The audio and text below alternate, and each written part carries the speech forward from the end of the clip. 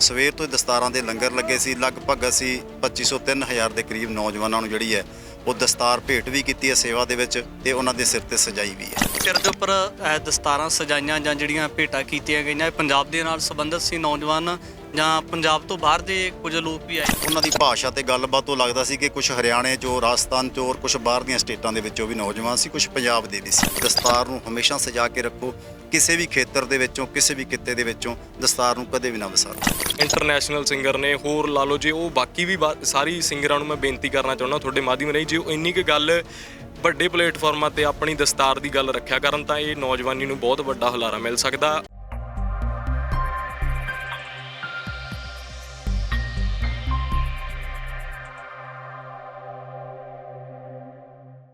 ਪੁੱਤਰ ਮਰਨ ਤੇ ਜਾਂਦੀਆਂ ਭੱਜ ਮਾਵਾਂ, ਪੁੱਤ ਮੋਇਆ ਜੈਸੀ ਕੋਈ ਹਾਰ ਨਹੀਂ। ਸਿੱਧੂ ਮੂਸੇਵਾਲਾ ਇਸ ਸੰਸਾਰ ਨੂੰ ਛੱਡ ਕੇ ਅਲਵਿਦਾ ਕਹਿ ਚੁੱਕੇ ਨੇ, ਪਰ ਜਿਹੜਾ ਮਾਪਿਆਂ ਨੂੰ ਘਾਟਾ ਪਿਆ ਏ ਉਹ ਤਾਂ ਬਹੁਤ ਵੱਡਾ ਹੈ, ਕਦੇ ਪੂਰਾ ਹੋਣ ਵਾਲਾ ਘਾਟਾ ਨਹੀਂ। ਪਰ ਜਿਹੜਾ ਉਹਨਾਂ ਦੇ ਚਾਹਣ ਵਾਲਿਆਂ ਨੂੰ ਘਾਟਾ ਪਿਆ ਏ ਉਹ ਉਸ ਤੋਂ ਵੀ ਕਿਤੇ ਕਈ ਗੁਣਾ ਜ਼ਿਆਦਾ ਘਾਟਾ ਕਹਿ ਸਕਦੇ ਹਾਂ, ਬਹੁਤ ਵੱਡਾ।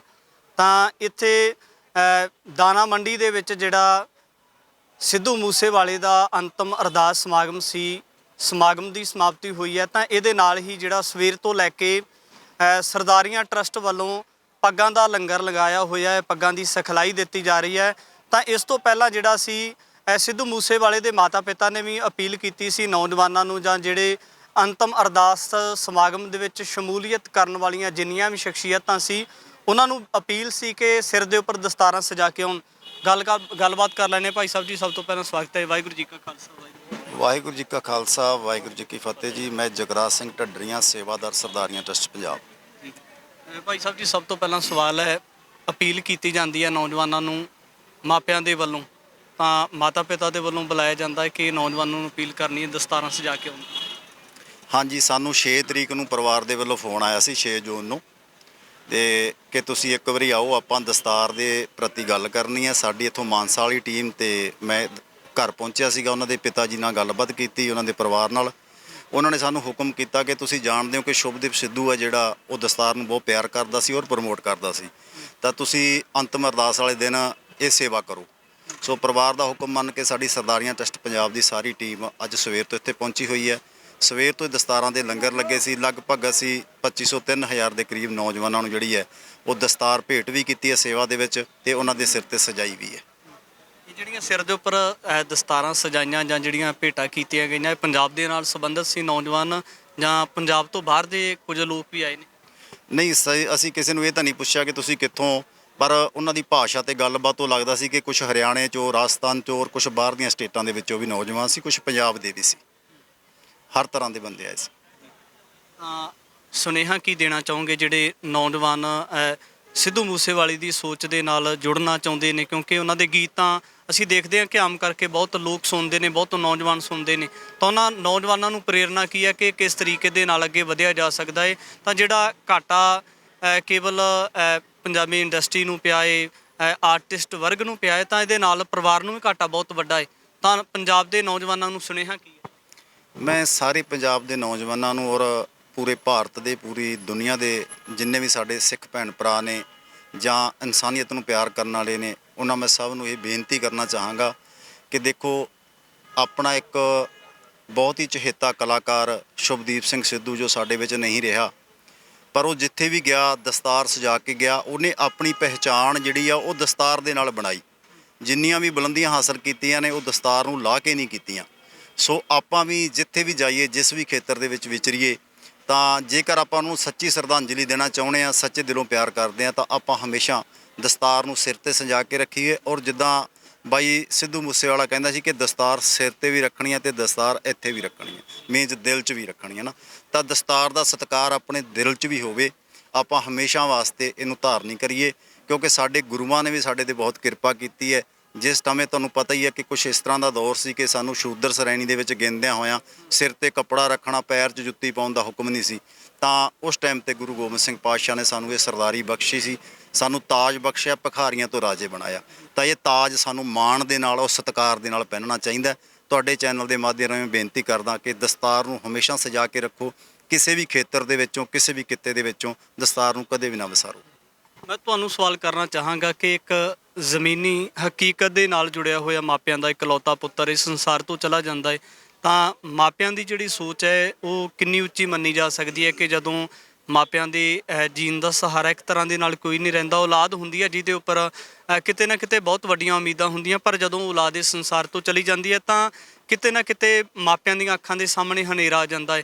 ਤਾਂ ਇੱਕ ਪਹਿਲ ਕਦਮੀ ਕਹਿ ਸਕਦੇ ਹਾਂ ਕਿ ਤੁਹਾਨੂੰ ਬੁਲਾ ਕੇ ਸਰਦਾਰੀ ਟਰੱਸਟ ਪੰਜਾਬ ਨੂੰ ਬੁਲਾ ਕੇ ਜਿਹੜਾ ਨੌਜਵਾਨਾਂ ਨੂੰ ਅੱਗੇ ਵਧਣ ਵਾਸਤੇ ਉਹਨਾਂ ਦੇ ਸਿਰ ਦੇ ਉੱਪਰ ਦਸਤਾਰਾਂ ਸਜਾਉਣ ਵਾਸਤੇ ਜਿਹੜੀ ਤੁਹਾਡੀ ਅਪੀਲ ਕੀਤੀ ਜਾਂਦੀ ਹੈ, ਤੁਹਾਨੂੰ ਨੌਜਵਾਨਾਂ ਨੂੰ ਅਪੀਲ ਕੀਤੀ ਜਾਂਦੀ ਹੈ, ਕੀ ਕਹਿਣਾ ਚਾਹੋਗੇ? ਦੇਖੋ, ਉਹਨਾਂ ਦਾ ਇੱਕ ਅੱਖਾਂ ਦਾ ਤਾਰਾ ਸੀ, ਪਰ ਉਹ ਜਿਹੜੇ ਨੌਜਵਾਨ ਨੇ, ਜਿਵੇਂ ਮੈਂ ਵੀਡੀਓ ਵੀ ਦੇਖਦਾ, ਉਹਨਾਂ ਦੇ ਘਰੇ ਵੀ ਦੇਖਿਆ, ਜਿਹੜੇ ਨੌਜਵਾਨ ਕੁੜੀਆਂ ਮੁੰਡੇ ਜਾਂਦੇ ਨੇ, ਉਹ ਉਹਨਾਂ 'ਚ ਆਪਦਾ ਸਿੱਧੂ ਵੇਖਦੇ ਨੇ, ਉਹਨਾਂ 'ਚ ਆਪਦਾ ਪੁੱਤ ਵੇਖਦੇ ਨੇ ਕਿ ਜੇ ਸਾਡਾ ਪੁੱਤ ਇਦਾਂ ਦਾ ਸੀ ਕਿਉਂ ਨਾ ਬਾਕੀ ਵੀ ਇਦਾਂ ਦੇ ਬਣਨ, ਕਿ ਉਹ ਵੀ ਆਪਣੇ ਸਿਰ ਤੇ ਜੇ ਦਸਤਾਰ ਸਜਾਉਂਦਾ ਸੀ ਤੇ ਬਾਕੀ ਵੀ ਸਜਾਉਣ। ਜੇ ਉਹਨੇ ਗੱਲ ਸਿੱਧੂ ਸ਼ੁਭਦੀਪ ਵੱਡਾ ਸੀ ਵੀਰਾ ਸਾਡੇ ਤੋਂ, ਉਹਨੇ ਕਹੀ ਸੀ ਕਿ ਦਸਤਾਰ ਸਜਾਓ, ਇੱਕ ਨੌਜਵਾਨ ਇੰਨੀ ਗੱਲ ਕਹਿ ਸਕਦਾ ਤੇ ਬਾਕੀ ਜਿਹੜੇ ਸਿੰਗਰ ਨੇ, ਇੰਟਰਨੈਸ਼ਨਲ ਸਿੰਗਰ ਨੇ, ਹੋਰ ਲਾ ਲਓ, ਜੇ ਉਹ ਬਾਕੀ ਵੀ ਸਾਰੀ ਸਿੰਗਰਾਂ ਨੂੰ ਮੈਂ ਬੇਨਤੀ ਕਰਨਾ ਚਾਹੁੰਦਾ ਤੁਹਾਡੇ ਮਾਧਿਅਮ ਰਾਹੀਂ, ਜੇ ਉਹ ਇੰਨੀ ਕੁ ਗੱਲ ਵੱਡੇ ਪਲੇਟਫਾਰਮਾਂ ਤੇ ਆਪਣੀ ਦਸਤਾਰ ਦੀ ਗੱਲ ਰੱਖਿਆ ਕਰਨ ਤਾਂ ਇਹ ਨੌਜਵਾਨੀ ਨੂੰ ਬਹੁਤ ਵੱਡਾ ਹੁਲਾਰਾ ਮਿਲ ਸਕਦਾ। ਉਹਨਾਂ ਦੇ ਪਰਿਵਾਰ ਨਾਲ ਜ਼ਰੂਰ ਸਾਨੂੰ ਦੁੱਖ ਵੰਡਾਉਣਾ ਚਾਹੀਦਾ, ਉਹਨਾਂ ਦਾ ਘਾਟਾ ਨਹੀਂ ਪੂਰਾ ਹੋ ਸਕਦਾ। ਤੁਸੀਂ ਸਿੱਖ ਹੋਣ ਦੇ ਨਾਤੇ ਮੈਂ ਸਵਾਲ ਕਰਨਾ ਚਾਹੁੰਦਾ ਕਿ ਜਦੋਂ ਅਸੀਂ ਪੰਜਾਬ ਦੇ ਨੌਜਵਾਨਾਂ ਦੀ ਗੱਲ ਕਰਦੇ ਹਾਂ ਤਾਂ ਜਾਂ ਪੰਜਾਬ ਦੇ ਨੌਜਵਾਨਾਂ 'ਚ ਉੱਠ ਕੇ ਕੋਈ ਇੰਨੇ ਵੱਡੇ ਲੈਵਲ ਤੇ ਇੱਕ ਬਹੁਤ ਵੱਡਾ ਆਰਟਿਸਟ ਬਣ ਜਾਂਦਾ ਹੈ ਤਾਂ ਉਹਦੇ ਵੱਲੋਂ ਆਪਣੇ ਜਿਹੜੇ ਨਿੱਜੀ ਖਿਆਲਾਤ ਹੁੰਦੇ ਉਹਨਾਂ ਦਾ ਪ੍ਰਗਟਾਵਾ ਨਹੀਂ ਕੀਤਾ ਜਾਂਦਾ, ਪਰ ਪਹਿਲ ਕਦਮੀ ਹੈ ਸਿੱਧੂ ਮੂਸੇਵਾਲੇ ਦੀ ਕਿ ਉਹ ਜਿਹੜੇ ਨਿੱਜੀ ਖਿਆਲਾਤ ਸੀ, ਚਾਹੇ ਸੰਤ ਭਿੰਡਰਾਂ ਵਾਲਿਆਂ ਦੀ ਗੱਲ ਕਰਦੇ ਸੀ, ਚਾਹੇ ਉਹ ਪੰਜਾਬ ਦੀ ਗੱਲ ਕਰਦੇ ਸੀ, ਬੜੀ ਖੁੱਲ੍ਹ ਦਿਲੀ ਦੇ ਨਾਲ ਮੀਡੀਆ ਅਦਾਰਿਆਂ ਦੇ ਵਿੱਚ ਗੱਲ ਕਰਦੇ ਸੀ। ਤਾਂ ਇਸ ਤਰ੍ਹਾਂ ਦੀ ਜਿਹੜੀ ਥਿੰਕਿੰਗ ਹੁੰਦੀ ਆ ਉਪਜਦੀ ਕਿੱਥੋਂ ਹੈ?